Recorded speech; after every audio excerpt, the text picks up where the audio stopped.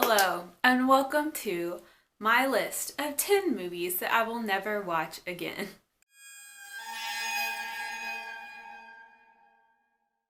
Also known as movies that traumatized me. I do want to say that I have mixed feelings about almost all of these movies because I do feel like there is some sort of significance to being deeply disturbed, to seeing incredible things, to seeing things that make you uncomfortable. I also think there is a significance in terms of filmmaking to doing something really risky, to making some kind of sacrifice in order to put out what you believe in, to put out art.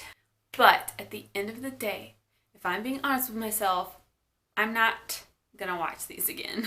Number one, Hereditary, 2018. And this is what gives me, like, everyone was talking about, like, oh my god, it is so disturbing. Oh my god, I wish I didn't see that. And then I'm like, well, I want to see that. It was a mistake. I'm going to read you the synopsis, although I'm sure everyone knows about Hereditary. When the matriarch of the Graham family passes away, her daughter and grandchildren begin to unravel cryptic and increasingly terrifying secrets about their ancestry, trying to outrun the sinister fate they have inherited. That movie, it blindsided me. It lured me in and it betrayed me. I feel violated by that movie, and that was a waste of time. That is a terrible movie, and I will never watch it again. It wasn't horror. It wasn't a horror movie. It was just a movie of terrible and unthinkable things happening. That's what the movie was. It was a movie of despair. Next, E.T. 1982. I watched this movie in 95, and I've never seen it since. And I won't ever watch it again. I can hear the sounds of E.T. screaming. That sound will never leave me. I don't like to look at him. I don't like to hear his voice. After I saw E.T., I used to I'd just be playing or just having a normal day, and then I'd suddenly think about E.T. and I'd get scared. Here's this stupid synopsis, in case you don't know. After a gentle alien becomes stranded on Earth, the being is discovered and befriended by a young boy. Whatever. Stupid. Number 3. The Hills Have Eyes, 2006. If you've been here before and watched my unpopular horror opinions, then you know that I don't like violence or assault, and I don't know why anyone would want to watch that in a movie. I don't know why anyone would want to put it in a movie. What's wrong with us? I'm not sure. A family is heading for San Diego with their camper vans. An accident strands them in the desert. They are unaware that they've ended up stuck near the site where decades earlier nuclear tests gave rise to a group of mutant monsters who have developed a taste for human flesh. I do not remember much. Actually, before I looked up that synopsis, I had this vision in my mind of just terrible things happening. I was like, it was on a bus where the people had gotten on a bus and they were attacking a woman. And that's the only part I remember. And now that I've read the synopsis, I'm like, RVs? Yeah. No. Why am I doing this to myself? Number 4, Girl with the Dragon Tattoo, 2011. I read the synopsis. I don't understand. It doesn't make any sense, and it doesn't matter. You know what? It doesn't matter because this movie is horrible. It's torture. It was awful. I was watching it with Zach, and it was so horrid that I had to leave the room. I had to go close myself off in the bedroom and cry for a long time. That's how that movie affected me. Terrible. Terrible. I feel, again, violated. I feel like I've been had. I feel like somehow I was convinced that it would be a good movie to watch because everybody was talking about it at the time. It's one of the most terrible things I've ever seen. Number 5, American Mary, 2012. I hate to put this on here, but it's a good movie, but there's a reason I can never watch it again. And it's the same reason why I can't watch Girl with the Dragon Tattoo. American Mary was good, but it had an assault scene that I can never get out of my mind. It unfortunately makes the entire movie kind of a revenge movie, which I have no interest in. Other than that, the movie was really cool. Oh, let me read you the premise. Medical student Mary Mason is lured into a world of freakish surgeries for easy money. So she basically gets involved in like in extreme body modifications because she's like training to be a surgeon. There's this like underground subculture of people who like extreme body mods that you can't get done at a parlor. Okay, if it's like implied, if assault is implied, like I can handle it. But when it's like explicitly shown, why? Number 6, Cannibal Holocaust, 1980. I watched Cannibal Holocaust in college. It did not traumatize me then, actually. But in college, you're a little more cavalier, like, yeah, I can watch that. Yeah, that's a good movie. And also I feel like in college I was less affected. I was less sensitive. Cannibal Holocaust, I'm sure you've all heard of it already, but it has an extreme reputation for being a very memorable and controversial Italian exploitation film. Of course, we have themes of cannibalism, lots of like murder. There is animal cruelty and assault and all that kind of stuff. The only thing I really remember is the tortoise scene, which, that did stay with me. I can still see that and hear that. I've gone back and read the plot since then, because that's what I do a lot, is I go and read plots of disturbing movies without watching them. So I reread the plot of Cannibal Holocaust, and I'm like, I watched that? I think I even called it my favorite movie, one of my favorite movies at one point. I think it was just because I was proud that I made it through. And here is the synopsis. During a rescue mission into the Amazon rainforest, a professor stumbles across lost film shot by a missing documentary crew whose goal was to study the region's indigenous cannibalistic tribes. I probably won't watch it again, but it didn't traumatize me at the time. But looking back at the content, I'm like, I probably wouldn't like that now.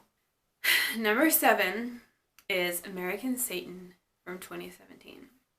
I don't know what I thought I was going to get. I thought it was going to be kind of fun. It was not fun. It was a horrible, horrible movie. Here's the synopsis for American Satan. A hungry young rock band drops out of college and moves to Los Angeles' Sunset Strip to chase their dreams. However, they soon catch the dangerous attention of a sinister stranger. Whatever, that synopsis doesn't matter either. The whole plot is just a string of uncomfortable, unsettling, disturbing, terribly, terribly sad situations. I was so mad at that movie. I was so mad that I watched that movie. I don't know how it affected me so deeply, but it's like I had to go through a period of grief to get over that movie. I couldn't stop thinking about it for days, and I just wanted it to get out of my head.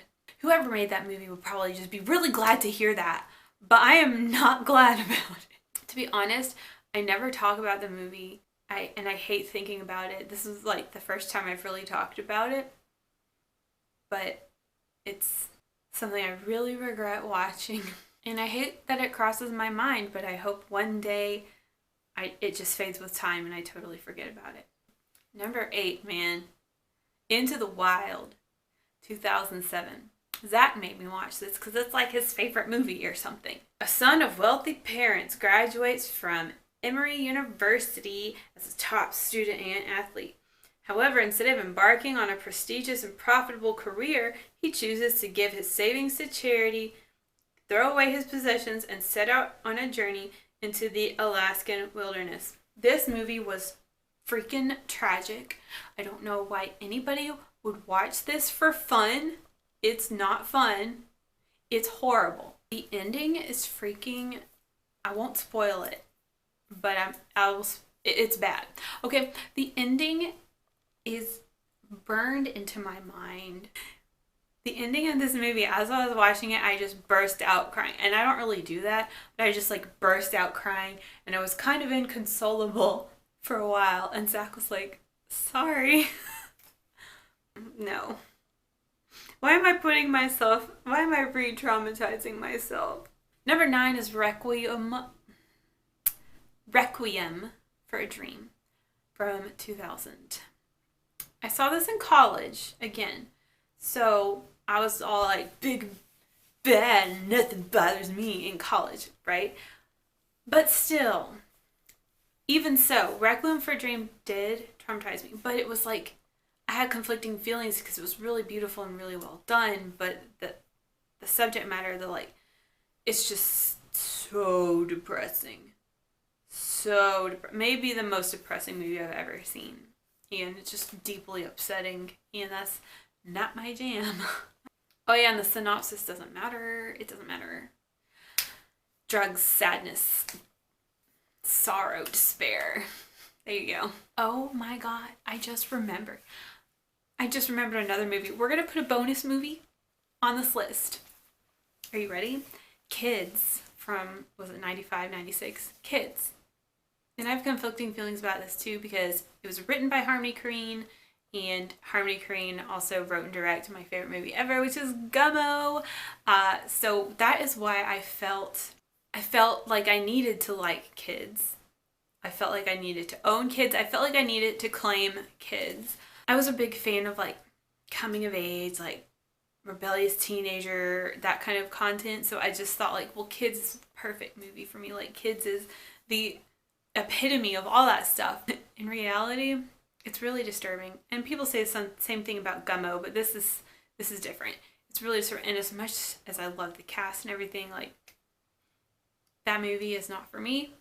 I did have it on DVD. Maybe like a year ago I gave it to the thrift store. And then I had second thoughts about giving it to the thrift store because apparently it's harder to find on DVD now. Actually, Kids could totally have taken the place of this last movie, but I'm going to go ahead and throw it in here anyway, and that is Funny Games from 2007. I couldn't find a good synopsis, but basically the synopsis is two like well-dressed dudes walk into this family's vacation home and just torture them for no reason. The thing about Funny Games is they try to make it, they almost have like this undertone of comedy. Like if you watch the trailer, there's really comedic music being played over the trailer, over all these like horrible things happening. People have like called it quirky or something, and while that may be true, and I think that's what makes it more enjoyable and more watchable, the fact is some really, really brutal torture happening. And I mean, yeah, I would say I don't like torture. I'm not like super, super sensitive to it, but if it's like what the whole movie is, and it's like targeted at innocent people, then it's really super sad. But if you're like torturing a bad guy, that's so much better. Anyway, it was disturbing. I'm not mad that I watched it, but it's definitely one where I'm like, I might not watch that again. And I do have a bonus movie to mention here. It is a movie I will never watch. 100% will never watch. I Spit on Your Grave. Either of them. Any of them. No. No. I'm not doing that. And that concludes the list of movies I'll never watch again. AKA movies that traumatized me. I also want to say that almost all of these movies traumatized me in adulthood. Except for E.T., I guess. And yeah, there were a few that I saw in college.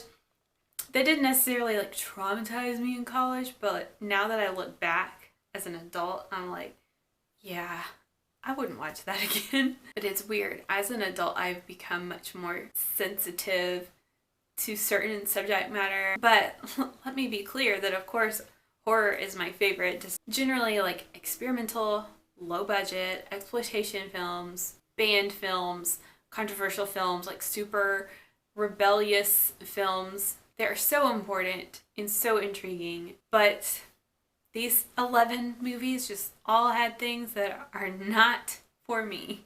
I hope you enjoyed this video. Tell me about some movies that traumatized you. That's all for this one. I'll see you next time.